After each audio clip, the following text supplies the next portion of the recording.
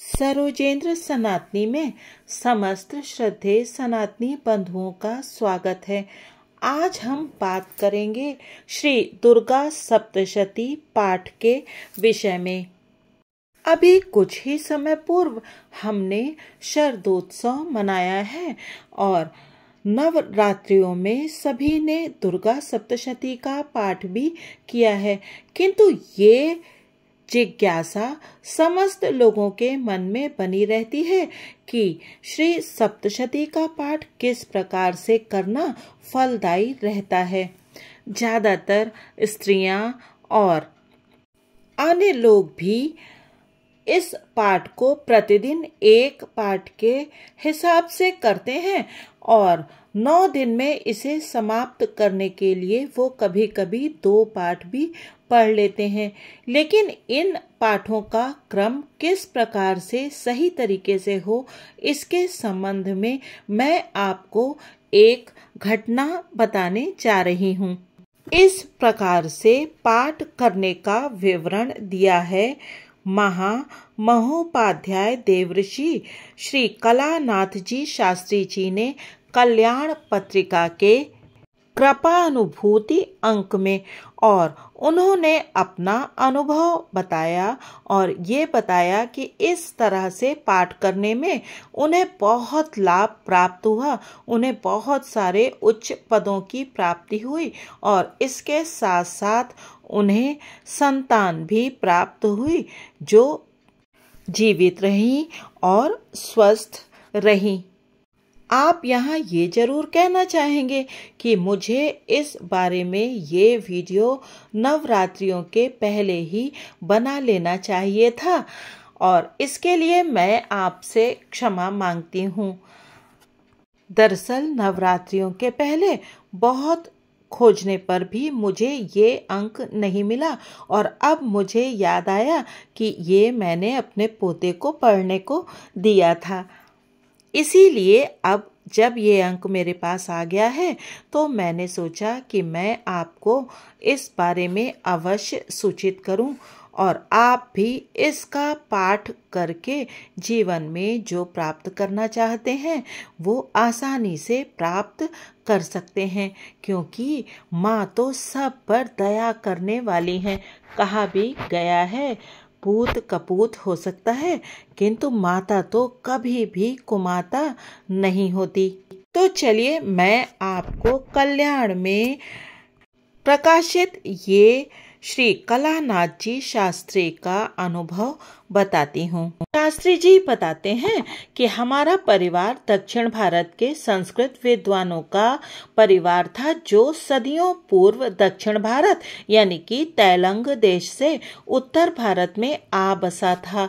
महाप्रभु वल्लभाचार्य जी के वर्ग का यह परिवार मूलतः वैष्णव परिवार है, किंतु प्राचीन परंपरा अनुसार इनकी कुलदेवी द्वितीय महाविद्या तारा जी हैं और इस तथ्य को सदियों से गोपनीय रखा जाता रहा है।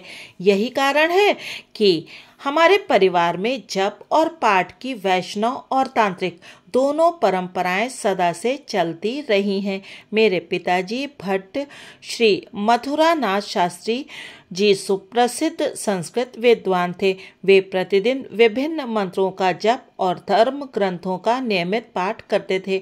मैं भी यज्ञोपवीत के बाद से मंत्र जप और कवच आदि पाठ नियमित रूप से करता रहा हूँ। शास्त्री जी बताते हैं कि आज से लगभग 6 दशक पूर्व की एक घटना है, यानी कि लगभग 60 से ज्यादा वर्षों से पहले की ये घटना है, जिस समय एक मूर्धन्य तपस्वी ने श्री दुर्गा सप्तशती के नियमित पाठ की मुझे प्रेरणा दी थी, जो कि आज भी मेरी दैनिक प्रक्रिया बनी हुई है, जिसकी कृपा अनेक सत्परिणाम दे चुकी है।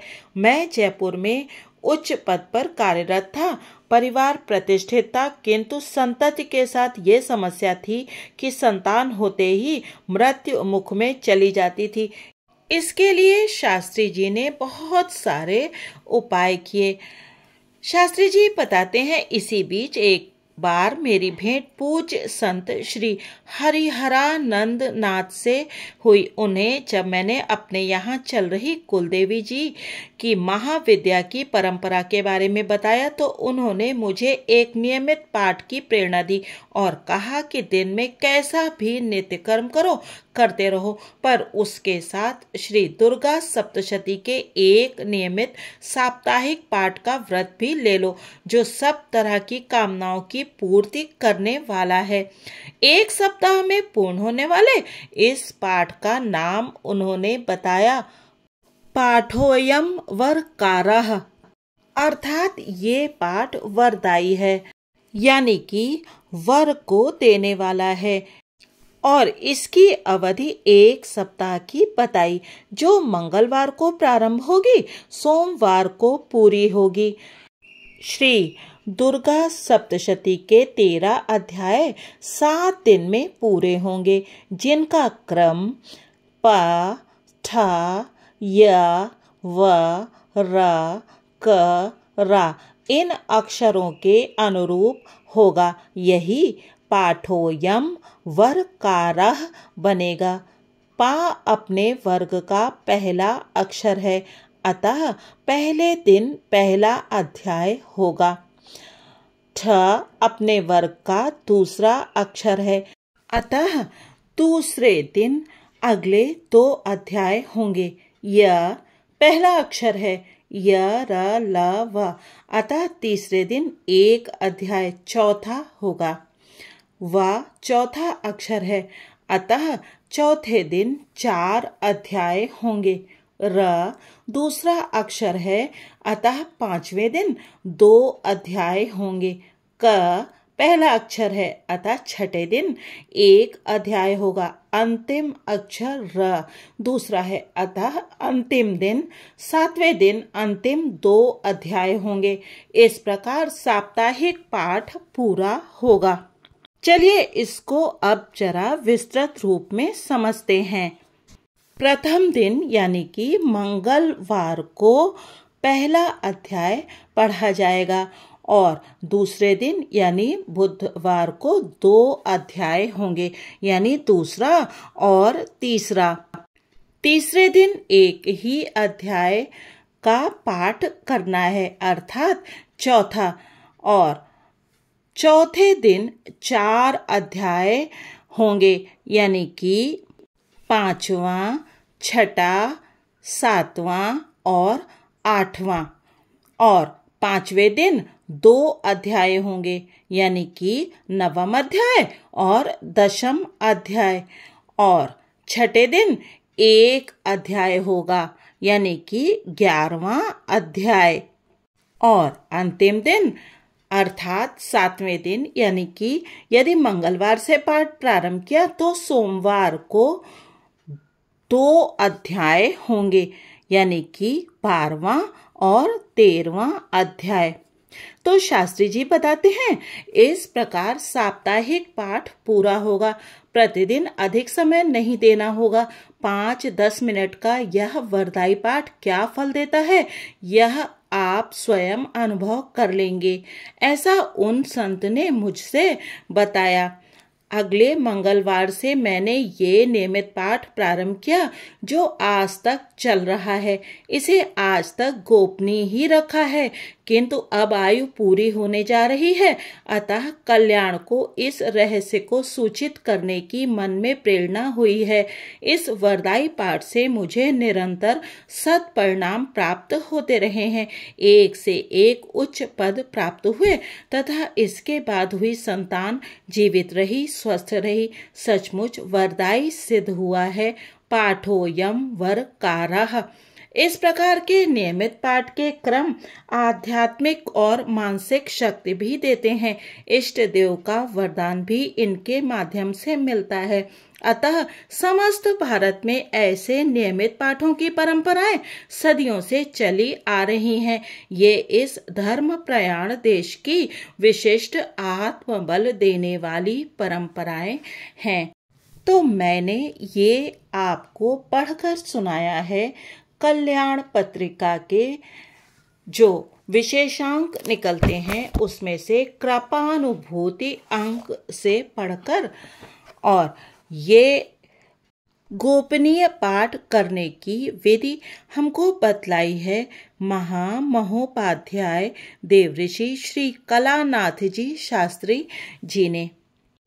मैंने इस पाठ को इस प्रकार से अभी तक नहीं किया है, किंतु यदि आप चाहें और इस श्री दुर्गा सप्तशती के पाठ को इस प्रकार से करना चाहें तो आप अवश्य श्री शास्त्री जी के और उन दिव्य महर्षि जी के बताए हुए विधि के अनुसार इस पाठ को कर सकते हैं।